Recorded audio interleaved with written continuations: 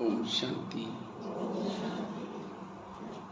तो हमारी ये भट्टी चल रही और भट्टी में विशेष जीवन में आने वाली जो भी कुछ समस्या है जिसके कारण हमारा योग नहीं लगता, समस्या के कारण टाइम वेस्ट हो जाता है, सहन शक्ति नहीं है, तो क्या क्या समस्या आती है,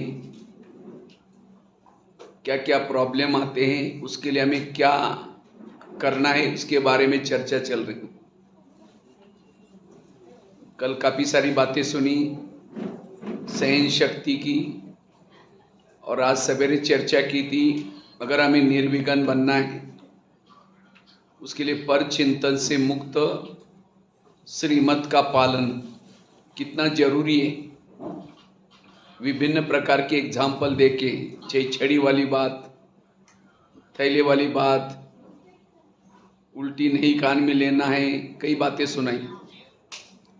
तो अभी एक, क्योंकि आज का सोमान है निर्विघ्न स्थिति, तो इसी को निर्विघ्न बनने का बहुत सुंदर पुरुषार्थ है, वो है स्वराज्य अधिकारी स्थिति। अगर स्वयं को शिव शक्ति बनाना है, स्वयं के संस्कारों को परिवर्तन करना है, निर्विघ्न बनना है, जीवन की सभी समस्याओं का समाधान करना है, उसका एक मंत्र आज पक्का करके जाओ, मुझे स्वराज्य अधिकारी बनना है। जब तक स्वराज्य अधिकारी नहीं बनेंगे, निर्विघ्न नहीं बनेंगे। आज हम कोई परिस्थिति आते तो व्यक्ति को दोषी मानते हैं, व्यक्ति दोषी नहीं है, परिस्थिति दोषी नहीं है। आज हमारे विघ्नों के कारण, आज हमारे जीवन में जो माया आती है उसका कारण है हमारी खुद की इंद्रियां। इसलिए जब तक इस इंद्रियों पर निगरानी नहीं रखेंगे, आंखें क्या देख रहे हैं, कान क्या सुन रहा है, मुंह क्या बोल रहा है, मन क्या सोच रहा है, बुद्धि कहाँ जा रही है, जब तक आत्मा की इन इंद्रियों पर निगरानी नहीं है तब तक निर्विघ्न नहीं बन सकते। विघ्नों का कारण है इंद्रियों की अधीनता।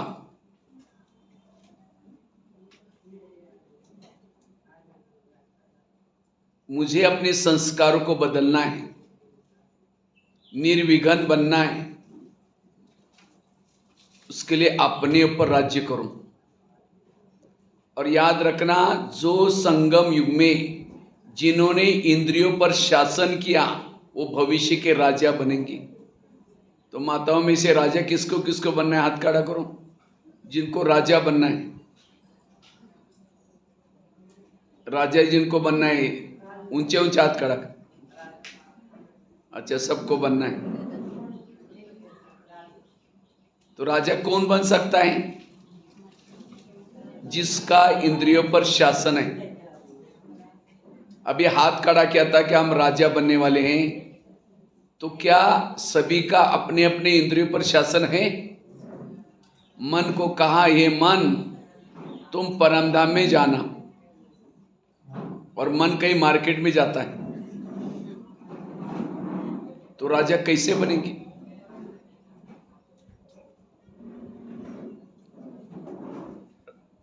आज हमारे जीवन की सभी प्रॉब्लम की जड़ें हमारी इंद्रियां। इसीलिए बाबा कहते बच्चे स्वयं का परिवर्तन करो। तो स्वयं का परिवर्तन मतलब क्या?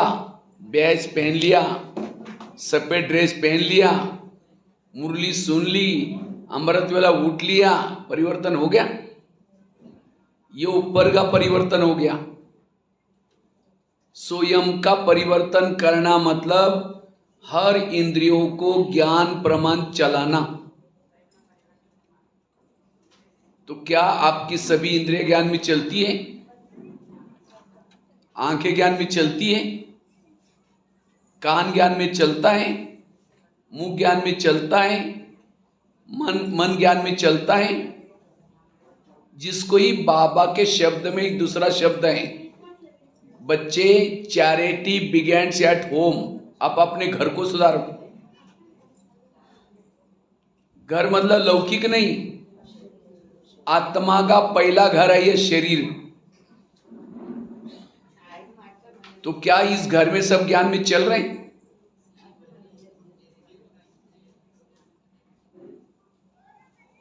इसलिए पहले कोर्स अपने कान का करो, मुख का कोर्स करो, आंखों का कोर्स करो। अगर आंखों को समझ आएगा कि भगवान इस धरती पर आया, विरत देखना बंद करेगी। कभी मुख का कोर्स करो। ब्रह्मा बाबा ने नारायण बनने के लिए क्या पुरुषार्थ किया? ब्रह्मा बाबा ने नारायण बनने के लिए रोज अपने इंद्रियों का दरबार लगाया। बाबा की एक डायरी मिली थी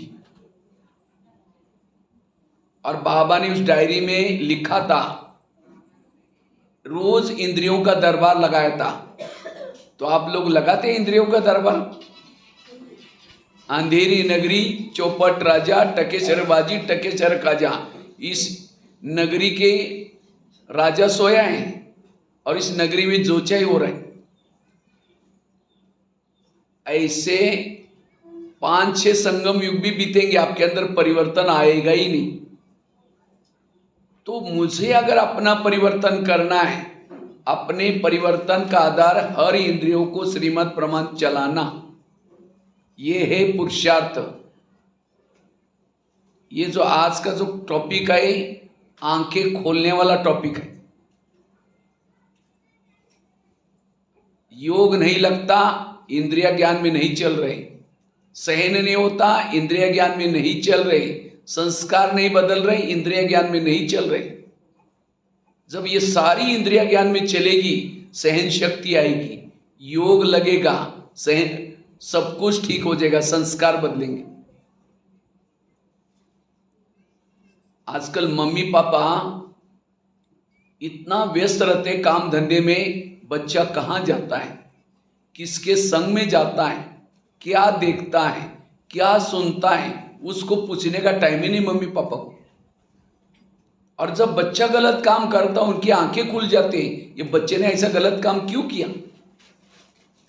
इसी तरह आज हमको टाइम ही नहीं है, मेरी आंखें क्या देख रहे हैं, मेरा कान क्या सुन रहा है, मेरा मन कहाँ जा रहा है, देखने का पूछने का टाइम ही नहीं है। और इसीलिए जब गलत काम होता है हम पश्चाताप करते हैं, ऐसा कैसे हो गया। इसीलिए रोज इन इंद्रियों का दरबार लगाना, यह है पुरुषार्थ, यह है सो परिवर्तन। जो इस शरीर को ज्ञान में चलाएगा, जिसकी इंद्रिया ज्ञान में चलेगी, ये दुनिया अपने आप बदल जाएगी। आज कई कहते सतयुग कब आएगा, कृष्ण जन्म कब लेगा। बाबा ने तो कहा था कि 100 साल का संगम युग है, 87 साल तो पूरा हो गया, 13-14 साल तो दिखाई पड़ रहे, अभी कुछ असर दिखाई नहीं पड़ रहे। कई ऐसे भी चिंतन करते। लेकिन सतयुग का गायन क्या है? एक धर्म, एक राज्य, एक भाषा, एक कुल, एक मत। क्या इस शरीर में सतयुग बनाया आप लोगों ने? एक आत्मा का शासन बॉडी पर है, एक धर्म धारणा है। जब यहां ही सतयुग नहीं बनाया, बाहर सतयुग आएगा कैसा। इसीलिए सतयुग अंदर बना लो। इसीलिए हर इंद्रिया ज्ञान युक्त बने। ये दुनिया में राज्य वही कर सकता है जिसने इस दुनिया पर शासन किया है, राज्य किया है। दुनिया में 70% पानी है, शरीर में भी कितना पानी है?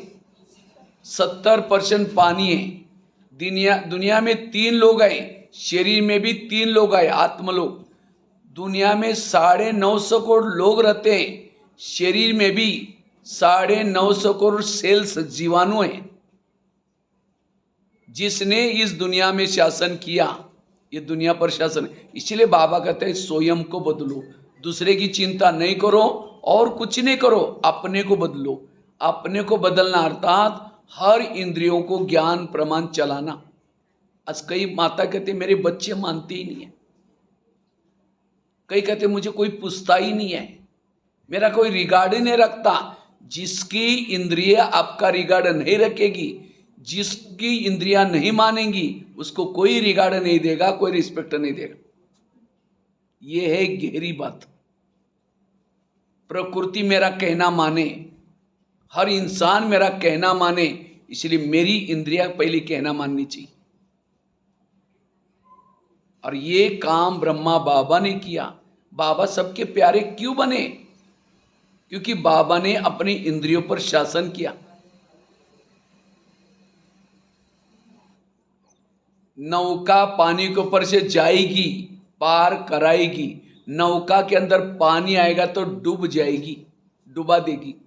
जो इंद्रियों को चलाता है वो जीवन में पार हो जाता है, जिनको इंद्रियां चलाते वो डूब जाता है। इंद्रिया आपको ना चलाए, आप उसको चलाओ। सारे गीता का सार है, हे अर्जुन तुम अपने रथ के घोड़े की लगाम अपने हाथ में रखो। आज हमारे घोड़े जहां भी जा रहे हैं, कान जो चाहे सुनता है, मुख जो चाहे बोलता है, आंखें जो चाहे, और इसीलिए आत्मा सिंहासन पर नहीं बैठ रहे। और जिसकी आत्मा सिंहासन पर नहीं बैठेगी वो बाबा के दिल पर भी नहीं बैठेगा, बाबा को पसंद नहीं आएगी वो। और जो बाबा के तख्त पर नहीं बैठेगा उसको भविष्य का तख्त भी नहीं मिलेगा। इसलिए इसके ऊपर राज्य करो।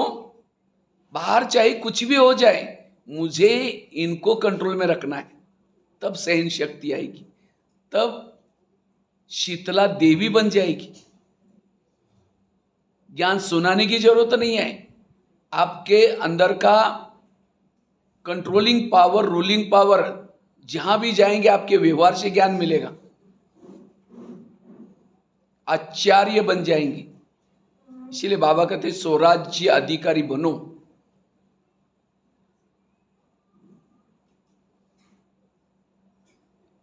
राजा कौन बनेगा, दासी कौन बनेगी, साहूकार कौन बनेगा, सिस्टम है।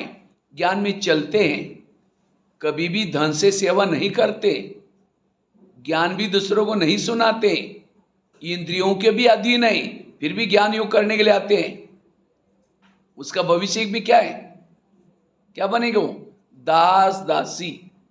दास दासी वो बनते हैं जो उदास रहते हैं। और उदास कौन रहते हैं? जो इंद्रियों के अधीन है, उनको खुशी नहीं होगी, चेहरा मुरझाया हुआ होगा, क्योंकि इंद्रिय हारा हुआ कभी खुश नहीं होता। किसे हारा हुआ है? इंद्रियों से हारा हुआ।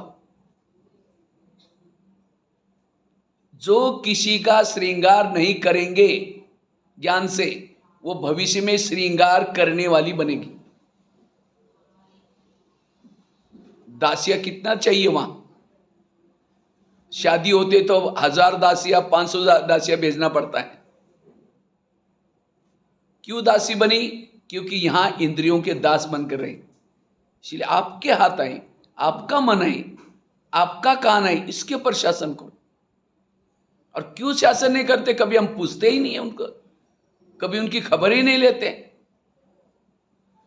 कोई ज्ञान में चलता है, धन से सेवा करता है,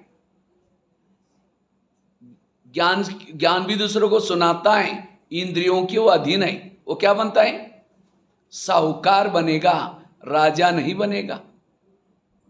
कोई क्यों साहूकार बना? क्योंकि धन सेवा में लगाया, ज्ञान भी दूसरों को सुनाया, अनेक गुना होकर के मिला, साहूकार बन गया।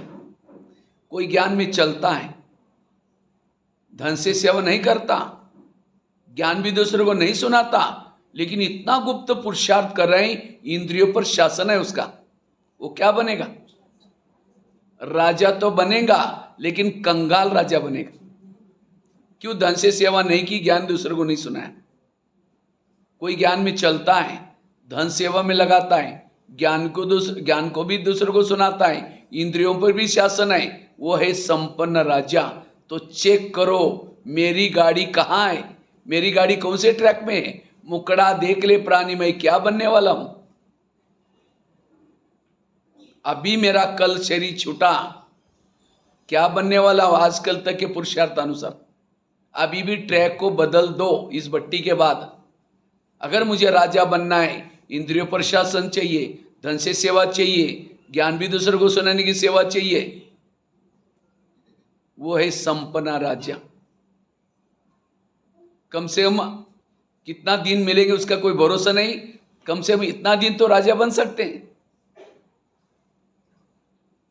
मुझे लगता है लास्ट में इस सीजन में एक मुरली चलिए, लास्ट का सीजन का ग्रुप, बाबा ने चलते चलते एक बात बताई, बाप दादा की क्या चाहना बच्चों से है। बाप दादा क्या चाहता है? मेरा हर बच्चा राजा बच्चा बन जाए, स्वराज्य अधिकारी बच्चा बन जाए, ये बाबा की चाहना है। क्योंकि जिसका इंद्रिय पर शासन है, कहेंगे माता बड़ी अच्छी है, क्योंकि अपना इंद्रियों पर संयम है, ये भाई बहुत अच्छा है।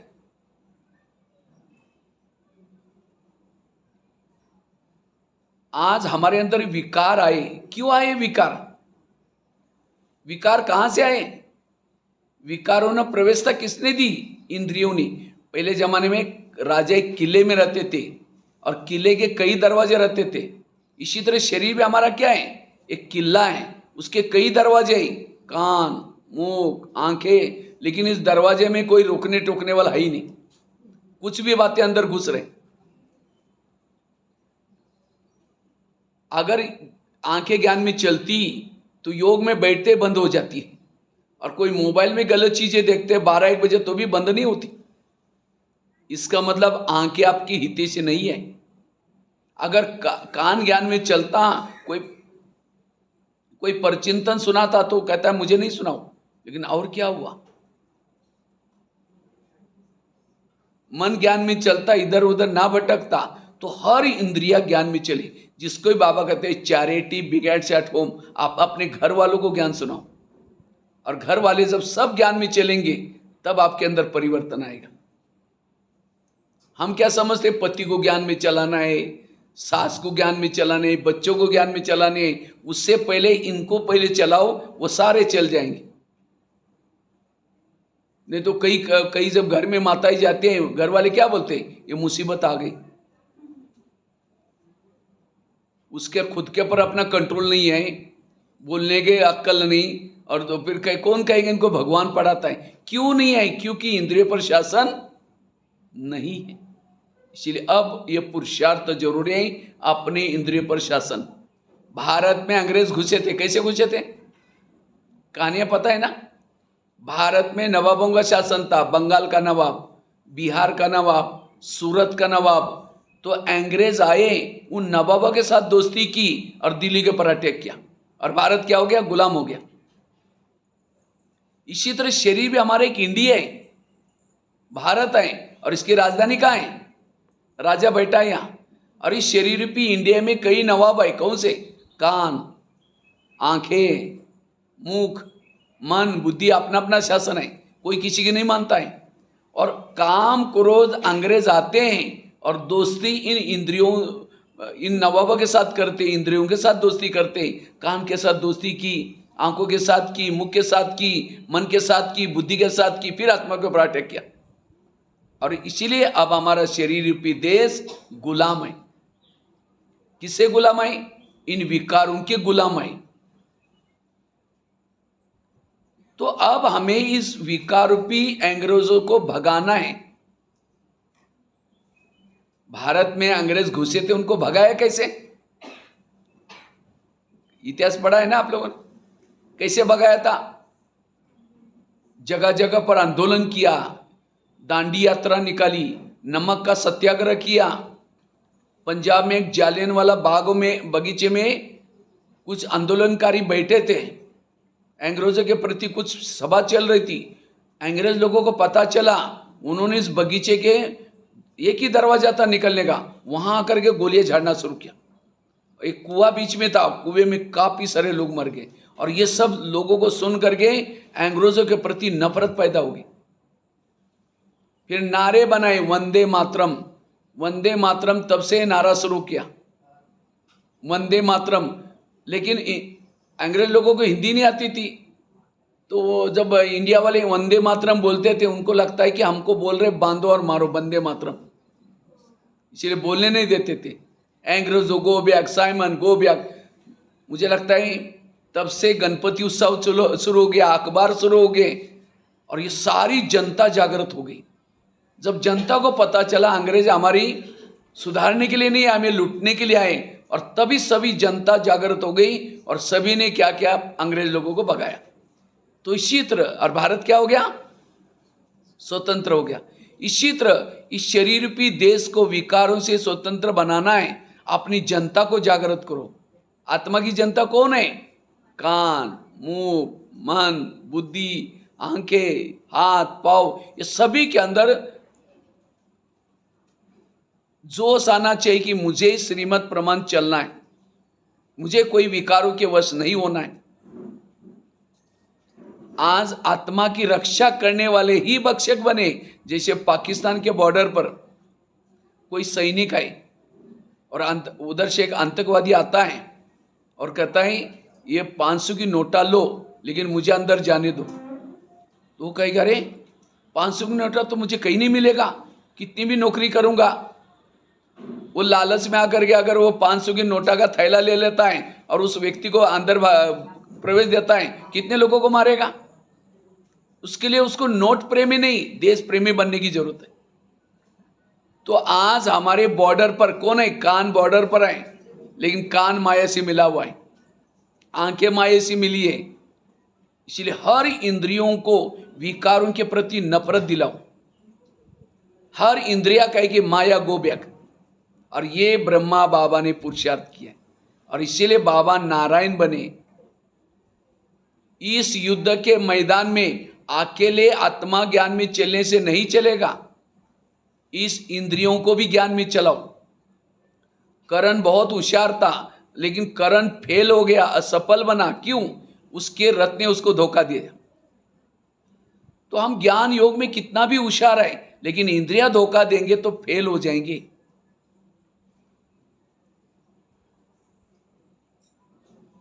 इसलिए स्वराज्य अधिकारी बनना, अनुशासन बोलते हैं, अनुशासन। अनु मतलब आत्मा, शासन मतलब राज्य। जिस आत्मा ने अपने पर शासन किया वो घर के ऊपर शासन कर सकती है, ऑफिस में अच्छा शासन कर सकती है, देश के ऊपर शासन कर सकती है। तो भारत में अंग्रेज आए, उनको भगाया।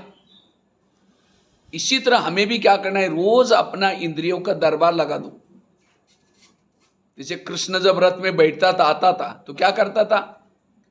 पहले घोड़ों को प्यार करता था, थपथपाता पाता था, और बाद में आकर के रथ में बैठता था। क्यों? अगर घोड़ों से प्यार नहीं करेगा, घोड़े लेके जाकर के दुर्योधन के सामने गिर जाएंगे, तो क्या हो जाएगी? पराजय हो जाएगी। इसी तरह हमें भी आत्मा को क्या करना है, अमृत वेला करके जब शरीर में आओ, रथ में आओ, अपने घोड़ों से प्यार करो। जब नहाते धोते क्या कर दो?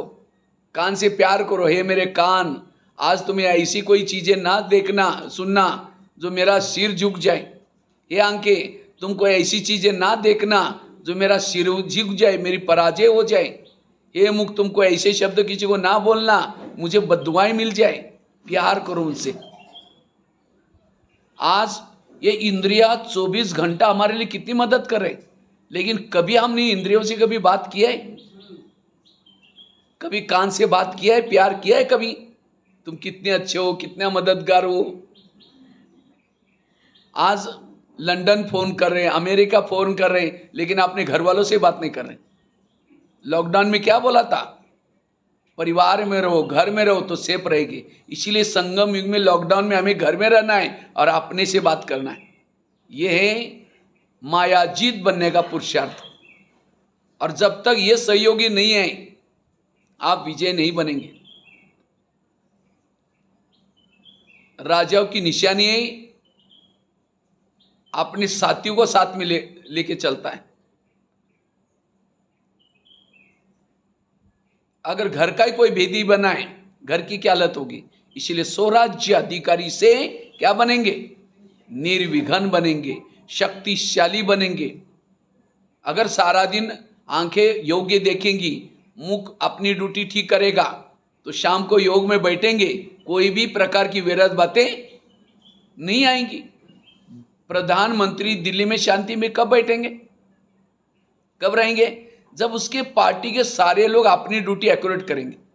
अगर एक ने गलती की, उनकी नींद फिट जाएगी। इसी तरह आत्मा को शांति तब होगी जब हर इंद्रिया अपनी अपनी ड्यूटी एक्यूरेट करती। कान ने गलत सुन लिया, सबकी नींद पीट गई, आत्मा की नींद पीट गई। हमारे दुखों का कारण, हमारे परेशानी का कारण इंद्रिय है। इसको कहते हैं अखंड भारत। शरीर में एकता हो, माया कुछ नहीं बिगाड़ सकती, कैसे भी आए। यह है स्वराज्य अधिकारी। तो स्वराज्य पहले लो, ये विश्व का राज्य अपने आप मिल जाएगा। आज हमारे इसके तरफ ध्यान नहीं, ये क्या करती है, वो क्या करता है, फलाना क्या करता है, ये देखने का दूसरे को टाइम नहीं है। अपने आप को बदलो, सब बदल जाएंगे। समझो, प्रधानमंत्री को किसी ने गाली देने वाला पत्र लिखा, वो पत्र कहां जाएगा, कहां जाता है? उसके पीए के पास जाएगा। पीए पढ़ेगा, क्या कहेंगे, फालतू आदमी क्या लिखा है, इतना अच्छा काम कर रहे हैं, मना उसका पीए उसका हितैषी है। तो इसी तरह हमें कोई गाली देता है तो हमारा आत्मा का पीए कौन है? कान फटाफट आत्मा तक पहुंचा था। हमको गाली दी, गाली दी, गाली दी, सारे मुख डिस्टर्ब हो गया, मन डिस्टर्ब हो गया, बुद्धि डिस्टर्ब, सब डिस्टर्ब हो गए। और सवेरे के 4 पेज की मुरली सुनी थी, कान उसको नहीं आत्मा को बोलता, आज बाबा ने ऐसे बोला है, वो तो निकाल लेता है। मना कान मेरा हितैषी नहीं है। हर इंद्रियों को अपना हितैषी बनाओ। इसीलिए रोज दरबार लगाना है। तो हम रोज अपना दरबार कैसे लगाए? अब गीत सुन रहे थे ना, शिव बाबा हमें मित्र के रूप में मिलाए। किस रूप में मिलाए? मित्र के रूप में। कहता है, अरे तुम दोस्त कितने अच्छे थे, लेकिन तुम्हारी ऐसी हालत कैसी हो गई, तुम्हारे पर दुश्मन ने वार किया, कोई बात नहीं, तुम मेरे पास आ जाओ ऊपर अमृत वेला, मैं तुमको ताकत देता हूं, कुछ शक्ति देता हूं, और उस ताकत के ऊपर तुम दुश्मन के ऊपर जीत प्राप्त कर सकते हो। इसलिए हमें क्या करना है? अमृत वेला अपने हितैषी शिव बाबा के पास जाना है, और जा करके बाबा से क्या करो? शक्ति लो, पावर लो।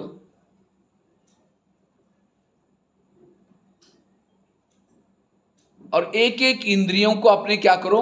बात करो। तो अमृत वेला करके जब शरीर में प्रवेश किया तो सभी इंद्रियों से गुड मॉर्निंग बोलो। शरीर आपका एक देश है, शरीर आपका एक ऑफिस है। सबसे गुड मॉर्निंग करके सबसे पहले बात करो। किसे? कान से। दरबार कैसे लगाना है देखो। अमृत वेले के बाद, अमृत वेला करने के बाद 5-7 मिनट अपनी इंद्रियों से बातें करो। सबसे पहले बात करो कान से। हे मेरे कान, तुम मेरे इस राज्य के शान हो। अगर तुम ना होते मैं ईश्वरीय महावाक्य कैसे सुनता? और मेरा तुम्हारे पर बहुत विश्वास है, इसीलिए मैंने तुमको बॉर्डर पर रखा है। कान का है? बॉर्डर पर है। लेकिन मैंने तो तुम्हारे पर विश्वास रख करके बॉर्डर पर रखा है, लेकिन आजकल तुम मुझे धोखा दे रहे। मुझे तो पता नहीं था। आज सवेरे अमृत वेला में मेरे परम हितैषी दोस्त शिव बाबा के पास गया था, तो शिव बाबा ने तुम्हारे लिए कुछ इशारे दिए हैं। हे कान, तुम मेरा खाते हो, मेरे राजाई में रहते हो और मुझे धोखा देते हो। आज कान क्यों जिंदा है? क्योंकि आत्मा ने कमाया हुआ खून सप्लाई होता है, इसीलिए उसके सेल्स जिंदे। अगर कान थोड़ा यहाँ डिस्टेंस में होता, कान जिंदा रहता? खाता है आत्मा का, धोखा दे रहे हैं। इसीलिए हे कान, आज तक जो हुआ कोई बात नहीं, लेकिन आज रात को सोने के पहले मैं दरबार लगाने वाला हूं। कितना बजे? 10 बजे। ये कब बोल रहे हैं? सवेरे 4:45 बजे बोल रहे कान से। मैं रात को सोने के पहले दरबार लगाऊंगा। अगर उस दरबार में तुमने सारा दिन कुछ विरह सुना है, मैं सजा दूंगा सबके बीच में। और ये भी नहीं समझना मुझे कुछ पता ही नहीं चलता। आजकल शरीर रूपी किले के चारों तरफ से मैंने शीशी कैमरे का प्रबंध किया है। आजकल ऑफिस में, घरों में क्या लगाते हैं? सीसी कैमरे लगाते, कौन आया कौन। इसी तरह मेरा भी तीसरा नेत्र एक्टिव है, मुझे सब कुछ पता चलता है कौन क्या कर रहा है। अगर तुमने कुछ व्यर्थ सुना, मैं तुमको सजा दूंगा। आगे चलो, मुख के साथ बात करूं। हे मेरे मुख, तुम भी मेरे इस राज्य के शान हो। अगर तुम ना होते, मैं ईश्वरीय महावाक्य दूसरों को सुना करके दुआएं कैसे लेता। तुम्हारा बहुत बहुत धन्यवाद। लेकिन कभी कभी तुम किसी का अपमान करते हो, किसी की निंदा करते हो, किसी का इंसल्ट करते हो, जिसे मेरा आत्मा भाई मेरे से रूठ जाता है, हमारी दूरियां बन जाती है, मुझे बददुआई देता है, संबंध बिगड़ जाते हैं। क्या मैंने तुमको अपने दरबार में इसीलिए रखा? अगर तुम व्यर्थ बोलेगा, इंसल्ट करेगा, मैं तुमको सजा दूंगा। आगे चलो आंखों के पास। ये आंखें, मुझे 84 जन्म में बहुत सारी आंखें मिली, लेकिन तुम्हारे जैसे भाग्य चले आंखें कोई नहीं मिली। तुम्हारे द्वारा मैंने सत्यम शिवम सुंदरम को देखा है ना माउंट आबू में। जिस प्रभु को देखने के लिए युगों युगों से लोग तरस रहे, एक टांग पर तपस्या कर रहे, और तुमने उस प्रभु को घंटों तक देखा है, खाते हुए देखा है, बोलते हुए देखा है। तो क्या प्रभु को देखने के बाद तुम्हारा पेट नहीं भरा? तुम इस संसार की व्यर्थ बातें क्यों देखते हो? किसी की सुंदरता को क्यों नहीं हारते हो? अगर व्यर्थ देखेगा, मैं तुमको सजा दूंगा। आगे चलो पाँव के पास। हे पाँव, तुम मेरे इस राज्य के शान हो। अगर तुम ना हो तो मैं सेवा करने के लिए कैसे जाता? सेवा की मुख ने भाषण किया, आदि दुआ तुमको मिल जाती है। हाथ ने कर्मना सेवा की, आदि दुआ किसको मिली? पाँव को। क्यों? पाँव क्या करता है? घुटने के ऊपर पूरा शरीर को उठा के लेके आता है। इसलिए कोई भी व्यक्ति घर में आता है, उसके चरण छूते। क्यों? हे चरण, तुम्हारा धन्यवाद इस व्यक्ति को घर में लाया। लेकिन हे चरण, तुम कभी कभी किसी का परिचिंतन करने के लिए भी लेके जाते हो। परिचिंतन किया मुख ने, आधा पाप किसके पर चढ़ा? पाँव के ऊपर। अगर पाँव कहता नहीं नहीं मैं नहीं जाऊंगा, मैं राजा का खाता हूँ, राजा के घर में रहता हूँ, हे मुख तुमको जाना है तुम जाओ, मैं नहीं जाऊंगा, तो मुख कहेगा ठीक है तुम नहीं आएगा, मैं जा रहा हूँ, निकल करके अकेला जाता? पाँव भी मिला हुआ है, सारी इंद्रिय मिली हुई। ये है ईमानदारी, ये है सच्चाई। अगर हर इंद्रिया आपका कहना मानेगी, अपनी अपनी ड्यूटी ठीक करेगी, कोई भी विघ्न नहीं आएगी, कोई समस्या नहीं आएगी। अगर निर्विघ्न बनना है, स्वराज्य अधिकारी बनो। यह है देवता बनने का सबसे इंपॉर्टेंट लेसन। सबसे इंपॉर्टेंट लेसन ये है। इसके बिना देवता, जिसका इंद्रियों पर शासन है, उसके इर्द गिर्द में गुण और शक्तियां होगी। जिसका इंद्रिय पर शासन नहीं, उसके इर्द गिर्द में आसुरी अवगुण और आसुरी शक्तियां होगी। नफरत, घृणा, वैर, विरोध। इसलिए इंद्रियों पर शासन जरूरी। आगे चलो मन के पास। हे मन, तुम भी मेरे इस राज्य के शान हो। अगर तुम ना होते, मैं ईश्वरीय ज्ञान का चिंतन मंथन कैसे करता? लेकिन कभी कभी तुम व्यर्थों का भी चिंतन करते हो। अगर करेगा, मैं तुमको सजा दूंगा। आगे चलो बुद्धि के पास। हे बुद्धि, मैंने सभी इंद्रियों में से चुन करके तुमको मंत्री बनाया। बुद्धि कौन सा मंत्री है? गृह मंत्री। पूरा शरीर का मंत्री कौन है? बुद्धि। क्योंकि आपको कहीं जाना है, किसको पूछना पड़ता है? बुद्धि को। बुद्धि हाँ कहेगा तब जाएगा, नहीं तो समझो मन में विचार है मुझे फिल्म देखने के लिए जाना है, तो मन की फाइल कहाँ जाते हैं? बुद्धि के पास। वो बुद्धि का हाँ ठीक है जाओ। अब जाओ बोलते ही आंखें गई, कान गया, मुख गया, पांव गए, सब गए। तो बुद्धि से एकांत में कभी बात करो। हे बुद्धि, तुमको तो मंत्री बनाया और मुझे लगा कि आप मेरा कारोबार बहुत अच्छा चलाएंगे, लेकिन तुमने कोई ऐसा निर्णय लिया तो मेरा पूरा राजकारोबार चला गया, और तुमने तो मुझे रावण के जेल में डाल दिया। अच्छा है मेरे दोस्त ने मुझे जगाया, उठाया।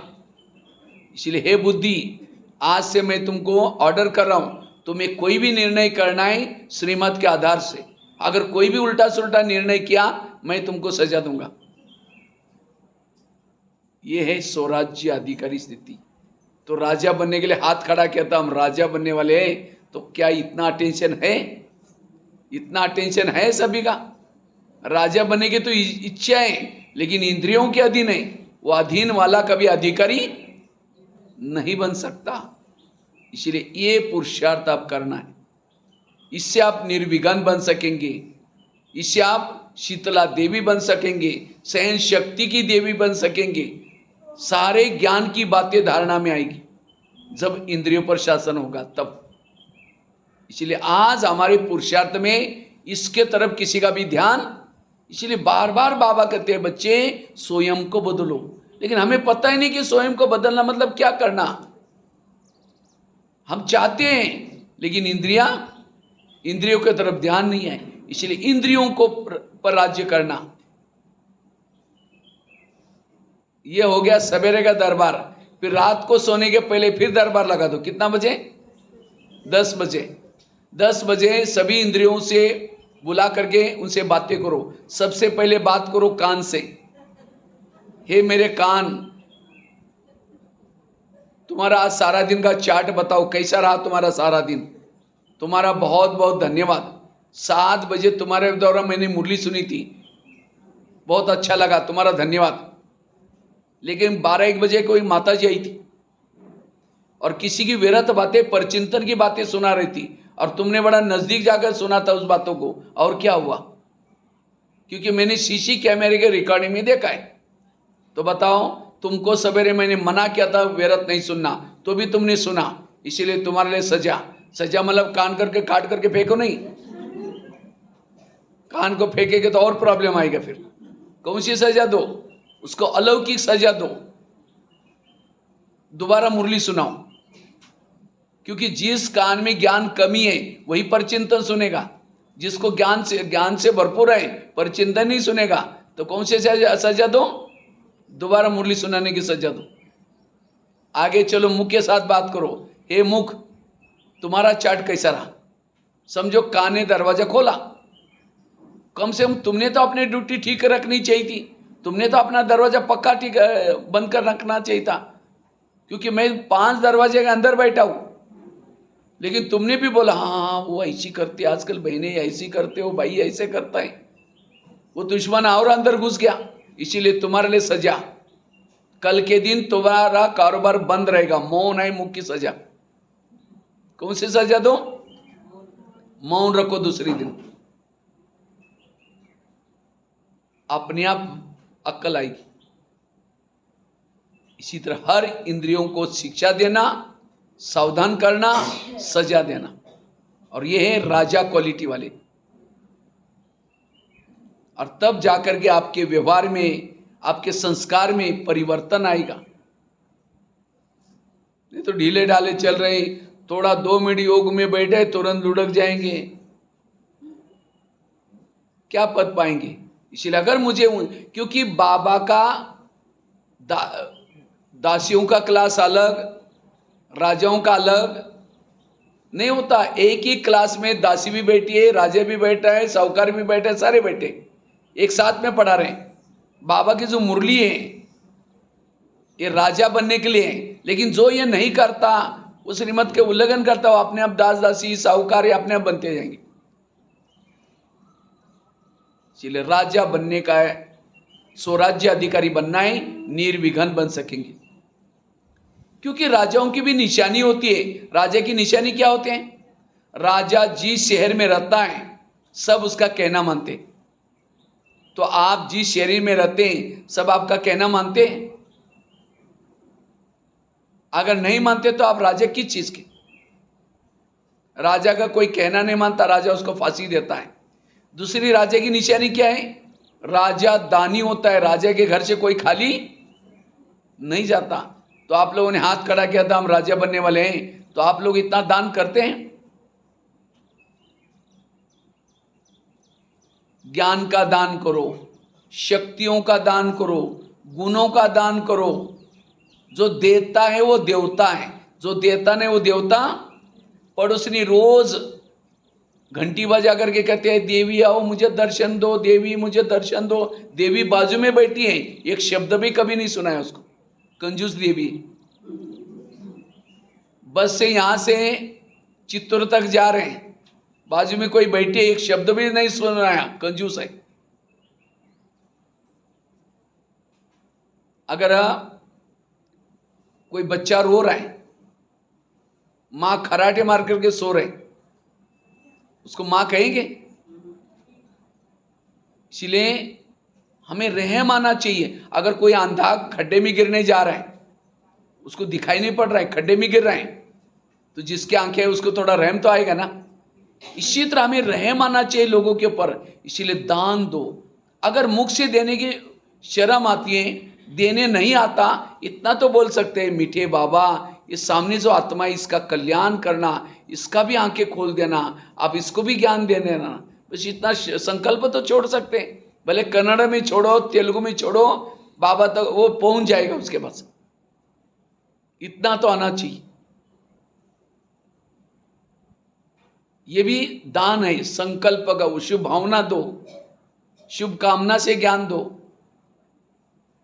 दान के संस्कार चाहिए। कई को क्या लगता है ब्रह्मा कुमारी जी में आए हमें सब मिलने वाला है, ये हमारी गलत फहमी। अगर यहां आकर के कुछ करेंगे नहीं, मिलेगा कुछ भी नहीं। एक बहू थी, तो बहू क्या करते हैं, शादी से पहले बहुत दान पुण्य करती, लेकिन जब उसकी शादी हो गई, शादी कहाँ हो गई, एक सेठ जी के घर में हुई, और सेठ जी का शहर में बहुत बड़ा बंगला था, वो अच्छे पैसे वाले थे। तो शादी हो गई, बहू वहां आई, लेकिन वो सेठ जी तो थे, लेकिन थे कंजूस, कभी भी दान पुण्य नहीं करते। तो एक दिन सास ससुर पति ये सारे लोग महल के बाहर बैठे थे। इतने में एक सन्यासी आया, और सन्यासी कहता है मुझे थोड़ी भिक्षा चाहिए। तो बहू क्या बोलते हैं, मैं बासी खाती हूं और भूखी सोती, तुमको कहां से दूं? तो सास को तो बड़ा गुस्सा है, ये क्या बोल रहे हैं, हमें इतने बड़े घर के। लेकिन सन्यासी था इसलिए कुछ नहीं बोला। दोबारा कहा मुझे थोड़ी भिक्षा चाहिए। कहते सुना नहीं तुमने, मैं खुद बासी खाती और भूखी सोती, तुमको कहां से दूं? सन्यासी चला गया। सास उठी और बहू को 2 थप्पड़ लगा दिया। कहते तुमने मेरा नाम बदनाम किया, तुमको कब बासी खिलाया, कब भूखा सुलाया? कहता है रोज मैं बासी खाती और भूखी सोती हूं। कहते आज मेरी शादी सेठ जी के घर में हुई है, ये तो मेरे पिछले जन्म के पुण्य का फल है। तो कौन सा जन्म का कार्य है? पिछले जन्म का, मतलब बासी कार्य है। अच्छा ठीक है, भूखी कब सोती हूं? कहते मैं अगले जन्म के लिए आप मुझे कुछ करने नहीं दे रहे, इसीलिए मैंने कहा भूखी सोती हूं। तब उसको लगा कि बात तो सही है, तो ठीक है, घोड़े के लिए जो चने पीसे उसको दिया करो। उसको लगता अक्कल तो आ गई। लेकिन एक दिन जब वो बहुत चने देती है, दान करती है, उसको लगता है मैं चने दूंगी, अगले जन्म में मुझे बोरी की बोरी चने मिलेंगे। तब सास कहती है जो चाहिए दे दो। आज हमें इतना तरावटी माल मिल रहा है, इतनी पालना मिल रहे हैं, ये कौन से जन्मों का फल है? 63 जन्मों में जो दर दर में भटके थे, व्रत किया था, उपवास किया था, उसका फल खा रहे। तो कौन सा खा रहे? पिछले जन्मों का खा रहे, बासी खा रहे। लेकिन आज हमने बीके बन करके सेवा नहीं की, तो अगले जन्म के लिए कैसे सो रहे? भूखे सो रहे। मैं कई बार जब कहीं मैं भट्टी में जाता हूं, कई माताएं भट्टी में आएंगी और बहनें बेचारे सवेरे टोली खिलाएंगी, शाम को टोली खिलाएंगी, और वो धर्मशाला भी बुकिंग किया है उन्होंने, फिर रहने का प्रबंध करेगी, सारा ये करेगी। और लास्ट में जब वो माताई जब जाती है ना, 5 रुपए दे के जाएगी धीरे से। बताओ, 5 रुपए में तो एक लड्डू भी नहीं आता। कितना भोला बाबा है देखो। कई सेंटर में मैं देखता रहता हूं। तो ये किसके पर, हमारे पर तो कर्जा हो गया ना। इसीलिए बहनें इतनी पालना करती हैं, ये करते, उसका हमें रिटर्न भी तो देना है। आजकल कितनी महंगाई है, कितना क्या क्या है, ये कैसा चलता है बाबा जाने, सचमुच वंडरफुल। इसीलिए हमें पालना का रिटर्न देना है, और ये देने का अभी चांस है। आगे एक समय आएगा, अभी धीरे धीरे द्रौपदी मुर्मू जैसे राष्ट्रपति ज्ञान में चल रहे हैं, आजकल कई ऐसे सम्मेलन हो रहे हैं, लोगों को धीरे धीरे पता चल रहा है गीता का भगवान इस धरती पर आया है और जरूर गीता का ज्ञान दे रहे हैं। एक दिन आएगा, बाबा की प्रत्यक्षता होगी, लोग भागे भागे आएंगे, कहेगा हमारा प्लॉट ले लो, कोई कहेगा हमारा पैसा ले लो, लेकिन उसी समय मधुवन से डायरेक्शन आएगा, कृपया किसी का कुछ नहीं लो, देना चाहे भी बाबा नहीं लेगा। जैसे 1500 की नोटा बंद हो गई, उस समय सभी ने क्या किया, ला करके भंडारी में डालना शुरू किया। ले सकते थे, ले करके 3 महीने का, कुछ बैंकों ने कहा कि 3 महीने तक आप दे सकते हैं, चेंज करके हम देंगे। लेकिन मधुवन से डायरेक्शन क्या आया, कृपया भंडारी में 1000 और 500 की नोटा ना डाले, पुरानी नोटा ना डाले। और पहले डालने के लिए बोलते थे तो हाथ थर थर कांपता था, डालूं ना डालूं, 1000 के 500 के, और बंद हो गए तो ला करके डालना शुरू कर दिया। इसी तरह जो करना है अब कर लो। तो कई भाई बहने प्रश्न पूछते हैं, अभी तो विनाश होने वाला बोलते हैं और बड़े बड़े मकान क्यों बना रहे, कहीं को ये भी प्रश्न आता है। इसीलिए बना रहे आप लोगों का सफल करने के लिए, क्योंकि आपने तो बाबा को दे दिया, तो बाबा तो कहीं से भी आपको देगा, इसीलिए आपका सफल करने के लिए बना रहे। इसलिए अगर आपको धन चाहिए 84 जन्म में, धन से सेवा कर लो। अगर आपको तन तंदुरुस्त चाहिए, तन से सेवा कर लो। कभी फ्री है, सेंटर पर जाओ, झाड़ू पोछा करो, कभी यहाँ इतना बड़ा भवन है, कभी महीने के लिए यहाँ करके रहो, यहाँ की सेवा करो। कभी टाइम है, मधुवन में आओ, एक आधा महीने की कर्मना सेवा करो। कितना अच्छा बाबा ने चांस दिए। जो तन सेवा में लगाएगा, तन तंदुरुस्त मिलेगा। अगर आपका बड़ा सा मकान है, वह आसपास में बाबा का संदेश नहीं है, पाठशाला चालू करो। आपका घर सफल करेंगे, हर जन्म में आपको भगवान बंध जाएगा आपको देने के लिए। कृष्ण की उंगली कट गई, द्रौपदी ने क्या किया, अपनी साड़ी, नई साड़ी फाड़ दी और फटाफट बांध दी। तो कृष्ण कहता है, द्रौपदी मैं आज तुम्हारा ऋणी हो गया हूं, मैं इस ऋण का बदला चुकता करूंगा। और जब उसका चिरहरण हुआ तो एक एक धागे के बदले कितनी लंबी साड़ी दी। तो भगवान को भी क्या करो, बंधनों में बांध दो, तो जब आपके ऊपर संकट आएगा वो आपको मदद करेगा। कितना दिया वो महत्व का नहीं। हमारी दादी क्या करती थी, दादी कहती थी अपने जीवन में 4 हिस्से बनाओ। समझो आपके पास 100 रुपए हैं, 100 रुपए में से एक हिस्सा अपने पास भी रखो, एक हिस्सा बैंक में भी रखो, सेंटर में भी दे दो, मधुवन में भी भेजो, बैलेंस। ऐसा नहीं कि सारा यहीं देना है, वो भी दादी कभी नहीं कहती थी घर वालों को ये करके ऐसा नहीं करना है, भविष्य के लिए भी रखो, यहां भी दो, बैलेंस में रहना। इसलिए जो दान करता है वो है राजा। अगर गाड़ी है, गाड़ी सेवा में लगाते हैं, कोई भी जन्म में आपको व्हीकल से कमी नहीं पड़ेगी, सहयोग से सहयोग मिलता है। तीसरी बात है, राजा कौन बन सकता है। पहला बताया, जिस शहर में रहता है सब कहना मानते वो राजा, अर्थात जिसका इंद्रिय पर शासन है वो राजा, जो दान करता है वो राजा। तीसरी बात है, राजा वही बन सकता है जो शिकार करता है। पहले राजा क्या करते थे, शिकार करते थे।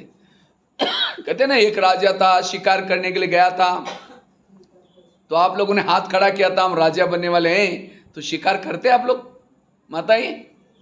शिकार मतलब अज्ञानी आत्मा को ज्ञानी बनाना, अज्ञानी आत्मा को, इसको कहेंगे शिकार। और राजा शिकार किसकी करता है, चूहा बिल्ली को मार करके गांव में नहीं घुमाता, मैं चूहा मार के आया हूं। लोग तो हंसेंगे, अरे है तो इतना बड़ा राजा और चूहा मार के गया, ये कौन सी बहादुरी की। राजा शिकार करता है शेर की, इसी तरह भविष्य में राजा वो बनेंगे जो शिकार करेंगे, किसकी? अज्ञानी आत्मा को ज्ञानी। ऐसे नहीं कि 2-4 दिन के बाद मरने वाली बुढ़िया को ज्ञान सुना क्या है, बड़े खुश हो गए हमने ज्ञान सुना क्या है।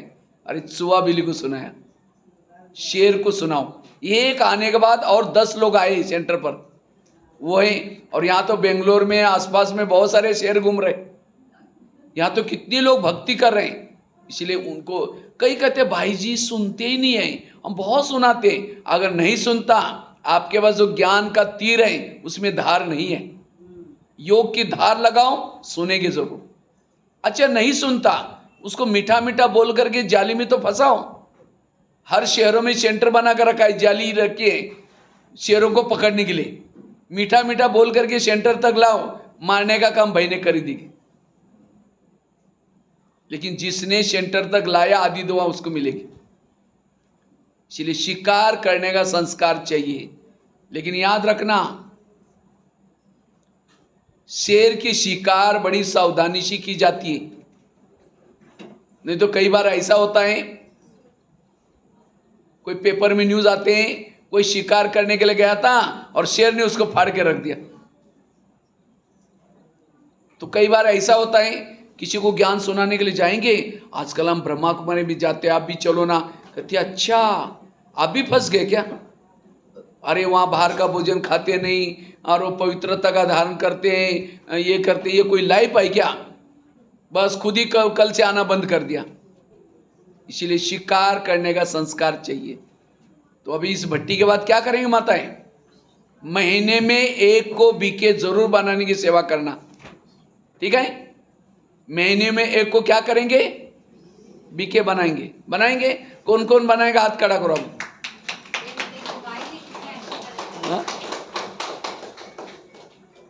महीने में एक को बीके जरूर बनाना है, तभी बहुत बीके बन जाएंगे। तो कितने सारे बीके बनेंगे? सतयुग जल्दी आ जाएगा। और जितने को बीके बनाएंगे वो आपकी प्रजा बन जाएगी। क्योंकि राजा है और प्रजा ही नहीं बनाए तो क्या फायदा फिर? तो 12 महीने का कितना बीके बन जाएंगे? 12 बीके बन जाएंगे। हाँ? इसलिए मैं, क्योंकि जब तक आप बीके नहीं बनाएंगे तब तक आपको खुशी भी नहीं होगी, तब तक आपकी प्रजा भी नहीं बनेगी। और मुझे तो बहुत शौक है शिकार करने का, इसलिए महीने में 15 दिन में पूरा भारत में निकलता रहता हूँ। देखो माताओं का काम करता हूँ, किचन में सेवा करता हूँ, लेकिन निकलता रहता हूँ। इसलिए जो शिकार करता वो राजा है। और लास्ट की पॉइंट है, अगर राजा बनना है, फलों का राजा किसको बोलते हैं? आम को। क्यों? फलों का राजा नारियल को बोलना चाहिए, क्योंकि उद्घाटन करते समय किसको तोड़ते हैं? नारियल को। लेकिन फलों का राजा नारियल को नहीं बोला, किसको बोला है? आम को। क्यों? क्योंकि आम के साथ प्यार ज्यादा है, नारियल के साथ इतना प्यार नहीं है। प्यार की निशानी क्या है? अभी आ रहा है ना आम का सीजन। जब आम का सीजन आता है, दोनों हाथ में आम पकड़ करके चूसते रहेंगे, निकालते रहेंगे, डालते रहेंगे, ये प्यार कर रहे उसे। हाँ? और सूखा नारियल लेकर चूसो उसे, वो भूसा अंदर जाएगा, 32 दांत वो भी टूटेंगे, मिलेगा कुछ भी नहीं। तो राजा बनने के लिए प्यारे बनो। अगर आप सामने से आ रहे हैं, आपको देख करके कोई रास्ता काटता, आपका चेहरा देखना पसंद नहीं करता, आप राजा कैसे बनेंगे? अगर कोई देवी साक्षात सामने आ रहे और कोई ऐसा इधर देखे, क्यों देखते हैं? क्योंकि हमारा मन पर कंट्रोल नहीं है, हमारे बोल पर कंट्रोल नहीं, इसलिए हमें कोई देखना भी पसंद नहीं करता। आज कई माताएं कहते हैं मेरा पति मुझे पवित्रता के लिए तंग करता है। कई बच्चे माता कहते, आज ही सवेरे कोई माता मुझे कह रही थी, मेरे घर में है ना मेरा बेटा मांसाहार बनाता है। क्यों बनाता है? आपकी स्थिति की कमी है, उसका दोष नहीं, आपकी स्थिति ठीक नहीं है। अगर कोई देवी है मंदिर में, वहां चप्पल पहन के जाने के लिए भी डरते हैं, तो एक पत्थर की मूर्ति बना है हमारे सामने, लेकिन लोग डर रहे हैं। और आप तो चैतन्य में देवीस घर में रहते हैं, तो आपके उस चैतन्य घर में वो मांसाहार कैसे बना सकता है? इसलिए अपनी स्थिति पावरफुल बनाओ, सब कुछ ठीक हो जाएगा। इसलिए प्यारे बनो। और फलों का राजा आम को क्यों बोलते हैं? आम ऊपर से नरम होता है और अंदर से सख्त होता है। और नारियल कैसा होता है? ऊपर से सख्त और अंदर से नरम। तो राजा बनने वाला जो पहले करेगा फिर कहेगा। कई क्या कहते हैं, मैं जैसे कहती है ऐसी करो ये करो, खुद कुछ नहीं करेंगे। लोग कहेंगे हाँ जरूर करेंगे, पीछे मुंह हमको पता आप कैसे। पहले करो फिर बाद में कहो। इसलिए नारियल नहीं बनो, क्या बनो? आम बनो।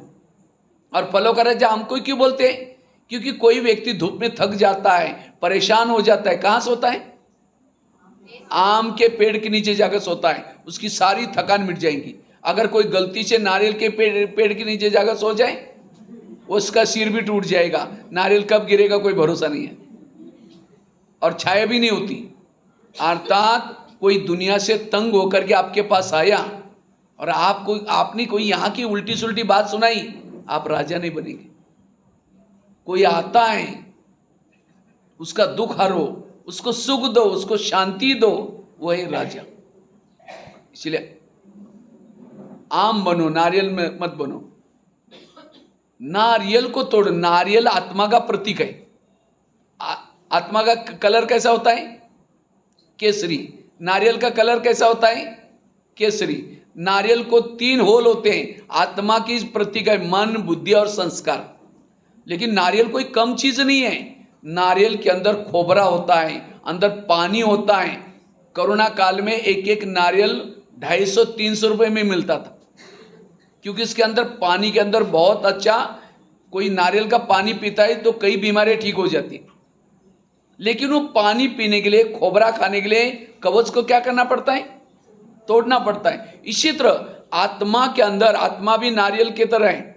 आत्मा के अंदर शांत स्वरूप, आनंद स्वरूप, शक्ति स्वरूप अच्छे गुण हैं, लेकिन उस गुणों को बाहर निकालने के लिए तोड़ना पड़ता है उसको। नारियल को केवल मूर्ति के सामने रखते नहीं, उसको तोड़ेंगे, पानी डालेंगे, कोबरा रखेंगे, भगवान प्रसन्न हो गया कहेंगे। इसी तरह हमने केवल अपना आत्मा को ला करके शिव जी के सामने पटकाया है, तोड़ा नहीं है, बाबा प्रसन्न नहीं होगा। केवल बाबा का बनने से प्रसन्न नहीं होगा। नारियल को तोड़ो, अर्थात आत्मा के ओरिजिनल संस्कार बाहर निकालो। इसीलिए भक्ति मार्ग और उद्घाटन करते समय नारियल तोड़ते हैं, एक धक से टूटना चाहिए। कहेंगे शुभ मुहूर्त है, 4 बार मारा टूटा ही नहीं, कहेंगे मुहूर्त ठीक नहीं है। इसी तरह ज्ञान में लंबे समय चल रहे हैं, संस्कार नहीं बदल रहे, पद ऊंचा नहीं होगा। इसीलिए इस 2023 में नारियल तोड़ो, ओरिजिनल संस्कारों को बाहर निकालो, और उसके लिए स्वराज्य अधिकारी बनने की जरूरत है। तो कैसे दरबार लगाना है, कैसे निर्विघ्न बनना है, ये मूल अभ्यास आपको बताया। तो रोज आप क्या करेंगे? आज से अपना दरबार लगाएंगे, अपने आप को बदलो, हर इंद्रियों को वश करो, तब जाकर के परिवर्तन होगा। ठीक है? निर्विघ्न बनने से ही, स्वराज्य अधिकारी बनने से ही निर्विघ्न बनेंगे। और जो संगम युग में निर्विघ्न है, बाबा ने तो कहा था एक मुरली में, स्वयं को निर्विघ्न बनाओ, सेंटर को निर्विघ्न बनाओ, घर को निर्विघ्न बनाओ, जोन को निर्विघ्न बनाओ। तो सबको निर्विघ्न बनाने का आधार है, सभी को अपने अपने इंद्रियों पर शासन करना है। तो सब कुछ क्या बनेंगे? निर्विघ्न। और जो संगम युग में निर्विघ्न है, हर जन्म में भी निर्विघ्न है। इसलिए निर्विघ्न बनने का आधार स्वराज्य अधिकारी स्थिति। ठीक है? ओम शांति।